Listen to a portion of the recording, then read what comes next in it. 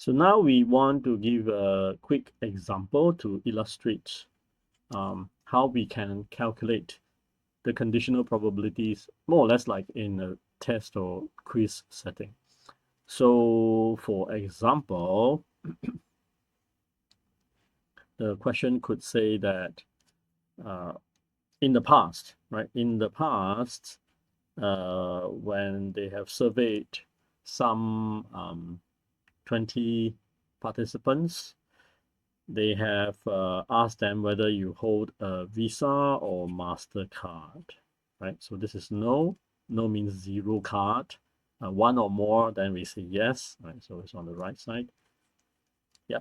And let's say the numbers are such that it is 10 people who held both Master and Visa cards, right? 5 people held nothing, no card.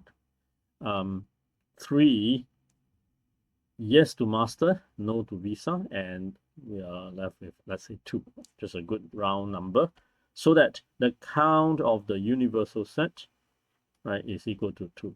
So we are assuming that this proportion of people who hold Visa, Master, and both and none is true continuing forward, right? So no doubt these 20 participants are randomly selected in the past. We are assuming that going forward, it is the same, so that we can say that if we randomly pull a person, right, from the streets, what's the chance that the person has both Visa and Master, and questions like that. So well, let's begin with that question. So the test question continues with, if we randomly pull a person from the streets, what's the chance that the person will have both Master and Visa? So we translate that into a mathematical statement, both Master and Visa, right? The intersection operator means and.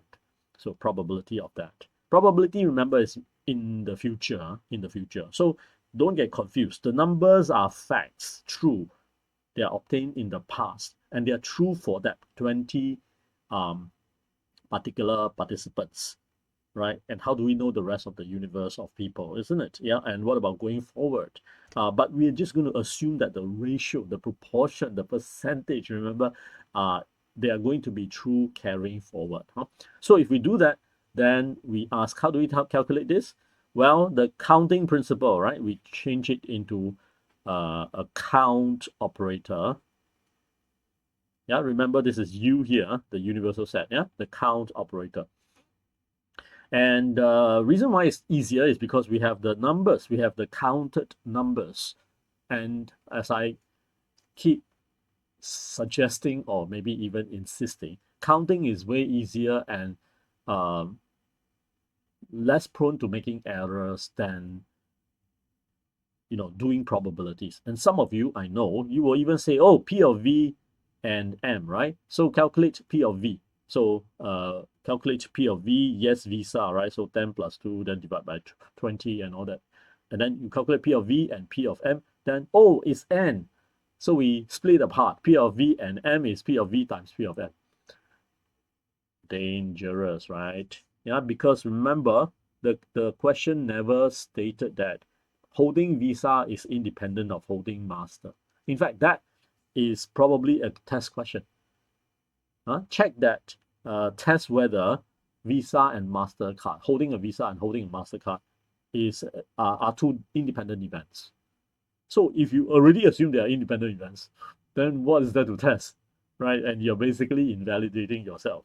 So the safest way is to count. When you count, when V and M are independent or not independent, it would already have been factored into the interactions of them. If they're not independent, their interactions will make sure that V and M is higher or lower due to the lack of independence or due to the dependency. So the counting is the most absolute truth about things. So what is meant by independence is that if it is not independent, there are some forces acting between holding a Visa and Master. For example, there's a, let's say, right, there's a condition in Visa card. When you sign on to Visa, you declare that you do not hold MasterCard.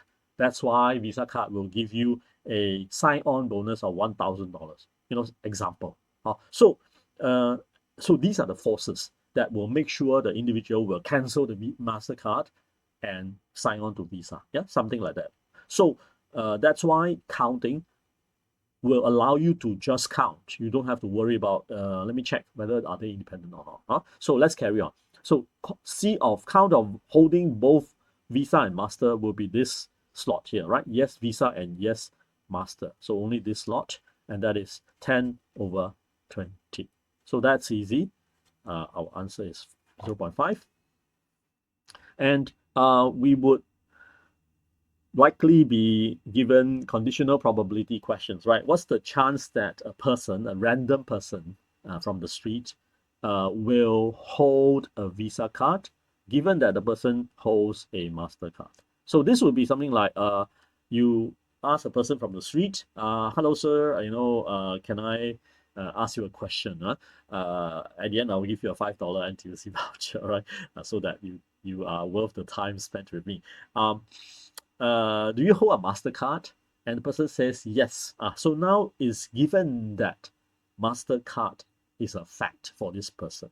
Now I'm guessing, what's the chance that this person also holds a Visa card? Okay, remember, I haven't asked the person yet, do you hold a Visa card? Because if I asked, then V would either be true or false, and then the probability vanishes into either 1 or 0, and that's not interesting anymore.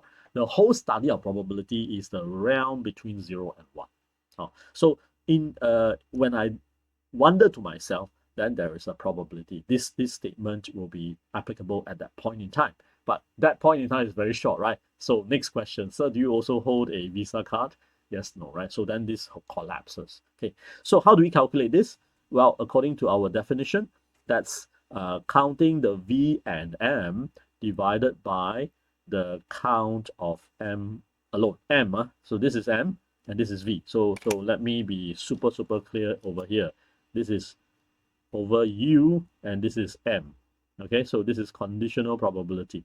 So the denominator set is smaller than the universal set. That's why we want to focus on this set, this amongst those who hold masters, right? Master's card.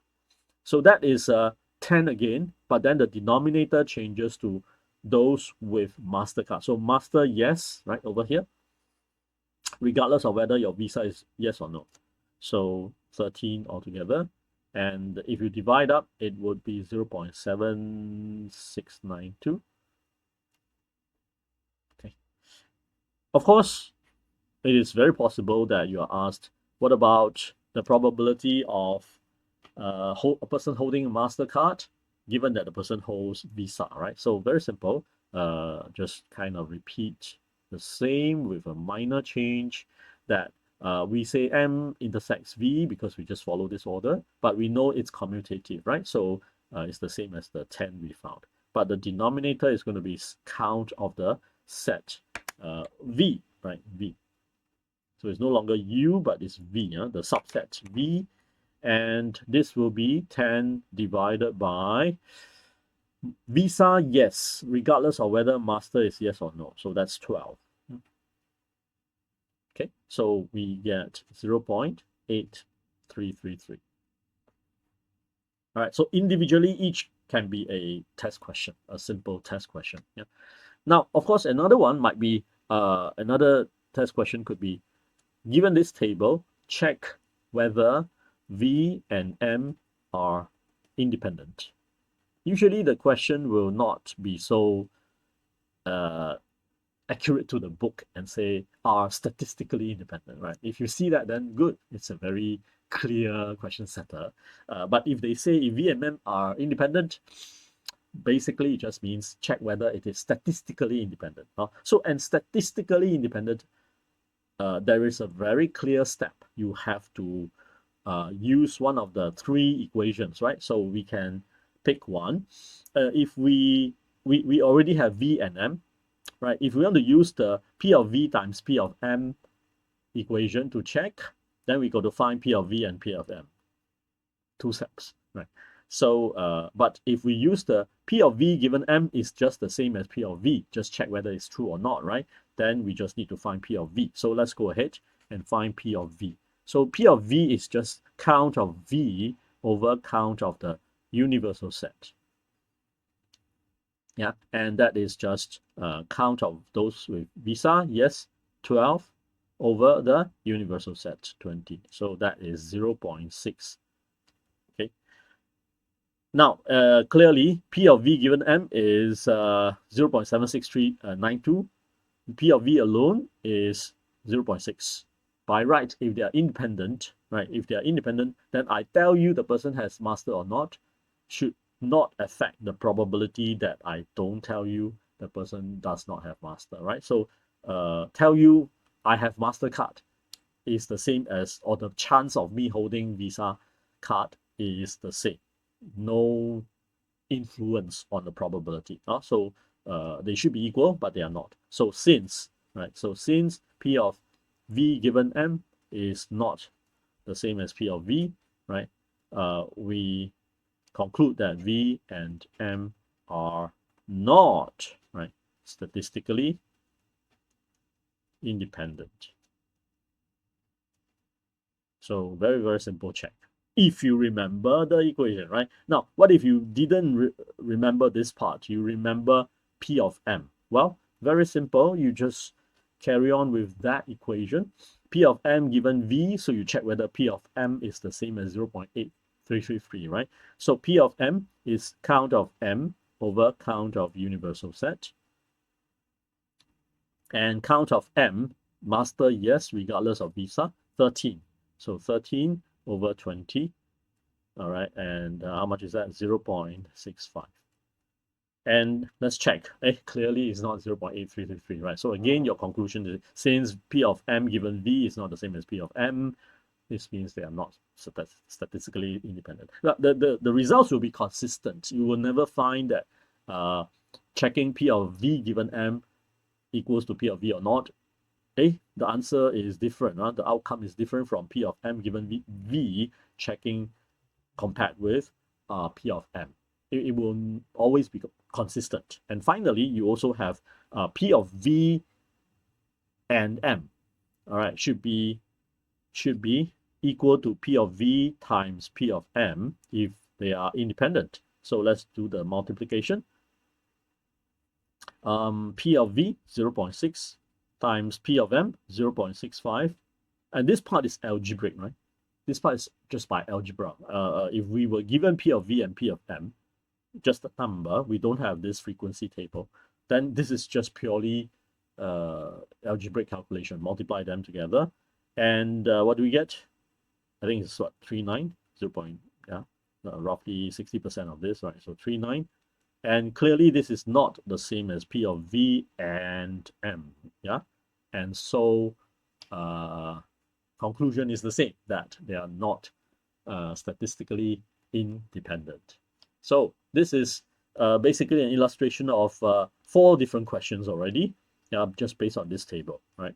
And of course, you can be also given different kinds of inputs where the numbers are given.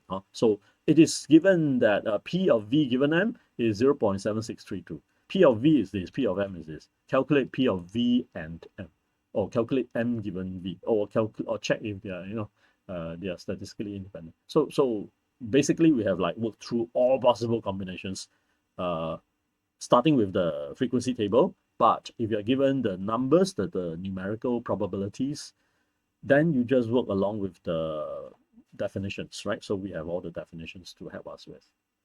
Okay, so that's all for today's topic. Thank you and see you in the next video.